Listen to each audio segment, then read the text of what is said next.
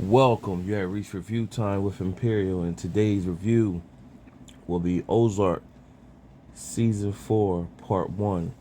Let's get into it. So, right off the bat, subscribe to the channel and like the video.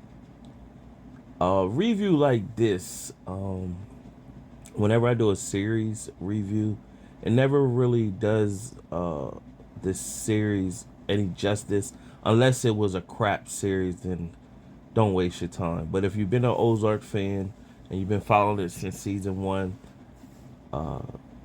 listen to the review, but then still go and watch it yourself, because Ozark has been hitting on all cylinders since season 1, and this one didn't disappoint. At the end of season 3, of course, it ended with Helen, which was pretty much the lawyer for the cartel, was killed in front of Marty and his wife, Wendy, and that's how it ended. So this one starts off with Wendy, Marty, and the two kids inside of the car driving, and you don't know where they're driving to. And Marty takes his eye off the road for a split second, swerves away from hitting the back of a truck, and then end up getting in a car accident with the truck. With the van that they've been driving in, and you don't know what happened. And that pretty much, I think that's the end game, that what happens. But the story starts, but I think they were just showing, okay, this is how it ends. But then it gets into the storyline. So it pretty much picks up with Marty and Wendy at the cartel's house, and the cartel pretty much, they're cleaning up the blood from Helen off of them, because Helen was shot right in front of them. And when they're cleaning up the blood off of them, the cartel invites them to the party. Right off the back, you meet Javier Navarro. Woo! Woo! And he's a piece of work. He went to school in Chicago, got a degree, but he is a cannon. Wild card, hothead, whatever you want to call it. And he's more ruthless. He's not as sensible as his uncle. And he wants things done his way. So right off the back, you get to see what type of person he is. And so the Uncle Omar is pretty much doesn't believe everything, but that is his nephew, the way how he moved. So meanwhile, the uncle pretty much said that, everybody here, they respect Wendy and Marty because what they have done with the money and everything. So you got all the drug fronts in Ozark, casinos, everything. They built the Ozark up and really being funded with the money wash, with the business fronts and everything. So you have Maya, who is pregnant still, and Maya is the FBI agent. She's pretty much been promoted for her work that she's done. So remember Marty and her made a deal. So she gets pulled right back in right after having her baby. Then you have Helen, whose husband is trying to serve her divorce papers. He contacted a private eye. The private eye shows up, and pretty much he's looking for Helen. And he's surfing all around the town. So he's an ex-detective. The whole part 1, the first 7 episodes, he's searching the Ozark. He's basically a nuisance the whole first half. And he's just figuring everything out and putting a lot of stuff together. And at the end of episode 7, he pretty much reaches out to Maya, the FBI agent. So you'll be looking for the second half to see where this transpired with him. So meanwhile, uh, who steals the show the first 7 episodes? Darlene. Darlene. If you've been watching the Ozark from day one, you know about Darlene is OG gorilla gangster, don't take no crap from nobody. Female, but hard up. I mean, hard up. Um, so she's pretty much, they let her go out on top. They definitely let her go out on top. She's been her the whole time, and it didn't go without her handling business, man. Woo. Darlene be handling business, and she don't mind blowing a joker away. And so, when the private eye comes into town, he pretty much goes to the sheriff, and of course, you know the sheriff works with Darlene and everything. They grew up together, and he pretty much he tells the sheriff, basically do his effing job and look for his friend Helen, so he can serve these papers. So the sheriff goes and look for Helen. Meanwhile, Javier Navarro is at her house. He liked the Helen, but Omar had to get rid of him. So when the sheriff shows up, he's ruthless. He didn't have to kill the sheriff, but he killed the sheriff. So he's a cannon. So he killed the sheriff, went and got Marty and Wendy to bury the body. Meanwhile, Jonah's seen this. Now Jonah, he has been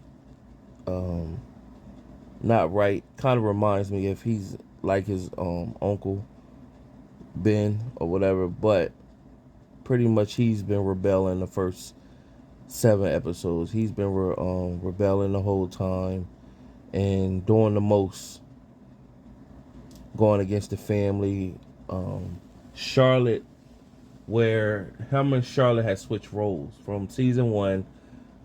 Jonah was really the one that was on board with everything, wanting to do everything like his dad and everything. He was with the family, and Charlotte was like the outsider and wanting to do her own thing.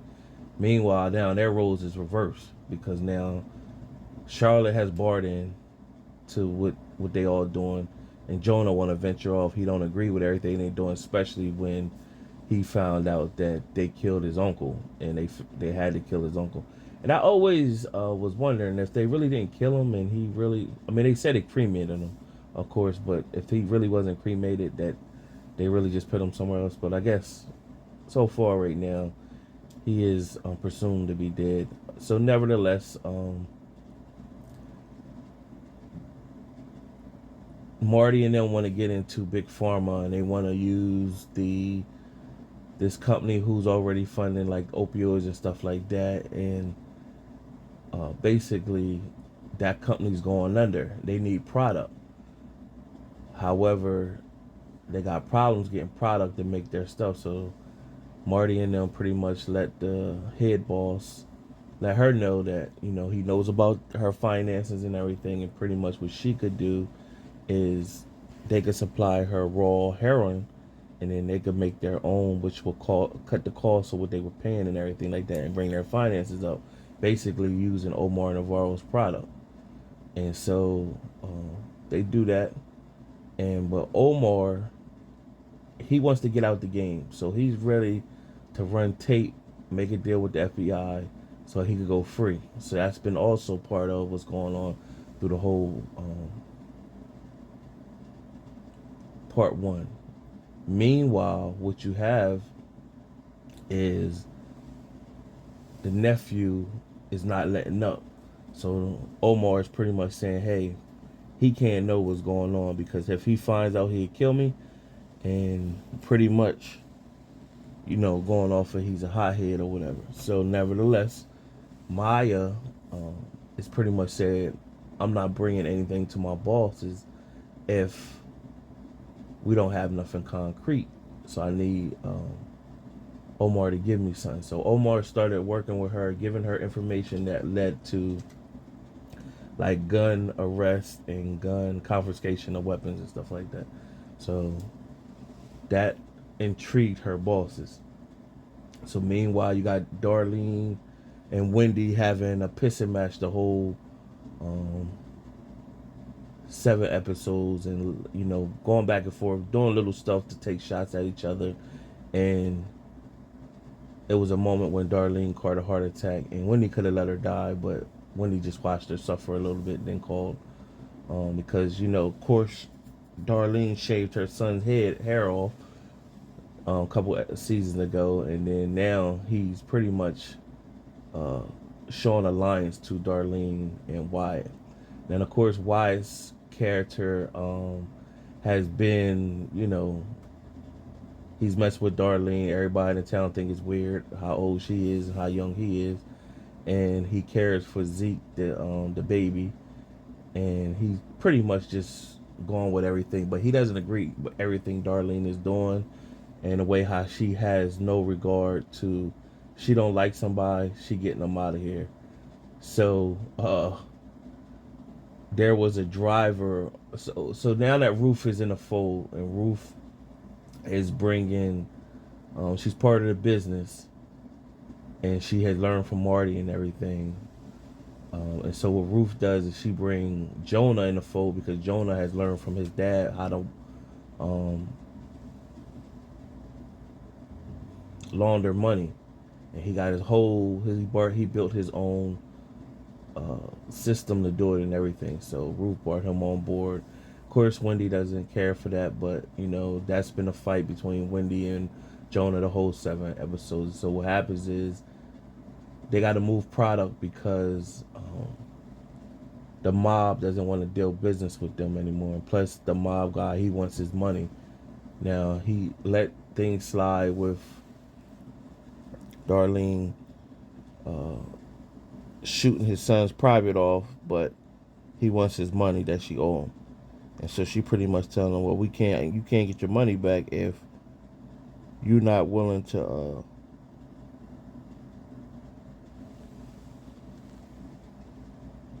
move the product. So he said, I don't want to do business with you no more. So that's Frank Sr. And of course, Frank Jr. shows back up, plays by Joseph Sakura from the Power series. So nevertheless, he's back in the fold. He's real. Now he's more humbler. Of course, he apologized to Ruth. And so Ruth wants to move product. She knows celebrity chef and pretty much tells him he's a celebrity chef and he's not trying to get into the drug game, but he knows some people that would be willing to do that. So he gets her to do some sniff some drugs with him or whatever, and that's really not her thing, but she did it to try to seal the deal. So he was with it, but he came back in town to party, and when he went back in town to party, he had an overdose, and of course Ruth overdosed in the casino, and Ruth helped him out. So nevertheless, that night, his driver, and they went and spoke to Darlene and told Darlene what happened, and Darlene pretty much he said, man, I hope y'all, everything is safe, everything is secure with me. I'm not going to say anything about nothing. I hope y'all take into consideration this and really look at what I'm doing for everybody. And so Darlene just blew his top off, and it was funny because she ain't trying to hear nothing he got to say. She just looking at, man, yeah. She was like, guys like him, they're gonna always want more money to keep their mouth shut. So she just got rid of him, playing no games. So in true Darlene form, she's old school. We negotiate a little bit, but we ain't negotiating that much. So meanwhile, the Navarro, they wanted Darlene out the picture because if she's selling product, people don't need their product. So there's a moment where the big pharmaceutical company, Javi jumps in and pretty much stopping their supply. Meanwhile, they need more supply, so they go to Darlene to get the supply, and they keep staying afloat. So that's they got to take out the competition. So there's another moment where Frank Sr. and Frank Jr. have their last conversation, and basically Frank Jr. is pretty much like, you cut me off after um, I got shot, and you know people don't respect me no more. And he pretty much told him, well, you my son, that's enough. He like, man, I'm a 40-year-old man. I need more. So that's the last conversation he has with his dad. So after that, his dad goes and because he did a deal, Frank Jr. did a deal with Ruth. He cleared 7 figures on the deal, but the dad found out and was upset because he didn't want to do any business with Darlene anymore. So he went and approached Darlene and pretty much this is after Darlene got out the hospital, and pretty much approached her like, I told you, stay away from my business, and I want my money right now that you owe me and everything like that. So he started selling wolf tickets, and you already knew what was going to happen. And sure enough, he's basically sending threats. She came out the kitchen with her shotgun and blew him smooth away. So Wyatt came home, and Wyatt pretty much seen that and was like, I gotta, like, Ruth been trying to tell him we need to just go and leave all this and start fresh somewhere else. And so finally at this moment he was like, yeah, we need to do that. We need to do that. So when he came back to tell Darlene he wanted to part ways with her,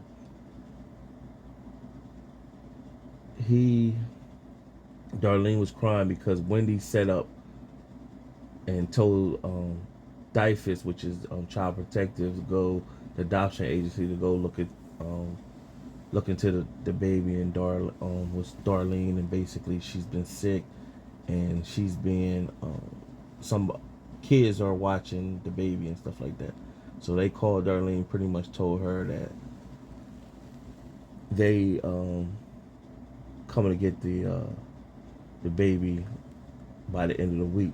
So Wyatt, when she said that to Wyatt pretty much, he don't want to leave now, and he wants to marry her, because if he marries her, that means the kid has a father, and Zeke, the baby, will be able to stay. And so he comes and tells Ruth, and Ruth is crying, basically telling him, this ain't what you want. You said you was about to leave. And so he pretty much looking at Ruth like, well, I'm sorry you don't have nobody, but I pretty much, I can't go with you. I love Darlene, and this is it. And I'm getting married to her. And Ruth was pretty much like, well, at least let me come to the wedding. He didn't ignore her. He drove off or whatever. So by this, all this is going on, Omar Navarro, he wanted to make his deal with the FBI. The FBI was willing to make a deal with him, but they wanted their own. They didn't want him out the game because he brings in money and information. So they told him, instead of you getting out the game, we want you to stay on for 5 years and then you'll be done, and basically give your nephew up. So he was upset, and he eventually agreed. And he pretty much told Wendy, I'm disappointed, Wendy, but when you're sitting in your normal life and y'all out the game, just don't forget about me. So he always had a fonder respect for Wendy. He good for Marty for the numbers, but he had a fonder, like, closer respect with Wendy, rather. So from there, Maya, the FBI agent, thought her boss and her superior was on the up and up, but she found out they're not. And when they came up with this deal saying they want him to stay on, they don't want him to get out of the game, she pretty much found out how crooked her superiors were and how crooked the government is or whatever. So she's looking at, wow. So they just told her, you need to get in line or whatever, and don't worry about what's going on with the government or whatever. So she was upset, and when Omar went on his way back to Mexico, he was met with police grabbing him, and she arrested him. So she went behind her superior's back to lock him up. So it's going to be some ramifications, some consequences that come behind that. Whatever. So they said basically we can fix this. Just pretty much put your nephew and the nephew will go and be in charge, give him the same deal Omar did, and then y'all can lock him up or whatever. And um, Omar, they locked him up, and he was upset. He was disappointed, and he pretty much told his nephew, "I had a deal on the table or whatever. Don't kill Marty," because Javier was in the process. Gary killed Marty in regards to this. So we had that take place. So it's going to be some consequences with Maya making that decision like that. And you're not bigger than the government, so maybe she should have played her position, but she didn't. And you also see her situation with the private eye or whatever. Something's going to come behind that. And Javier, now that he had made the deal with the FBI, he want to cut off his competition to Big Pharma. So he go visits when after Wyatt and Darlene come home from their wedding, he's inside of their house, and then he already had a gun pulled on him, and they both pretty much had them both sit down, and they agreed like they're gonna talk it out. And he pretty much shot Darlene in her stomach, and she just fell back. And he shot Wyatt in the head, ruthless, no regards, got rid of him, shot him in the head, and then stepped off. Meanwhile, Ruth came in to basically get him a wedding gift, and when she came, she heard the baby crying, and she came in the house. Of course, she's seen what happened, so she's a frantic. She's upset. She's ramming. She go get her gun, and she wanted to know answers and want Marty to give them answers. They pretty much wasn't trying to give her answers, and then Jonah pretty much came out and said, "Hey, uh, you I know who it is," and he gave him information. They pretty much told her you got to deal with the government now. You can't, don't go and messing with him. And so Ruth ain't trying to hear that. She want blood and she want war. And she thought it was Frank Jr. at first, but because she did tell Frank Jr. that Darlene killed his dad or whatever, but she thought it was him who killed Darlene and Wyatt, but he said it wasn't me. So then that's what triggered her to go to Marty and then find out who did it. So now she's ramming with that, and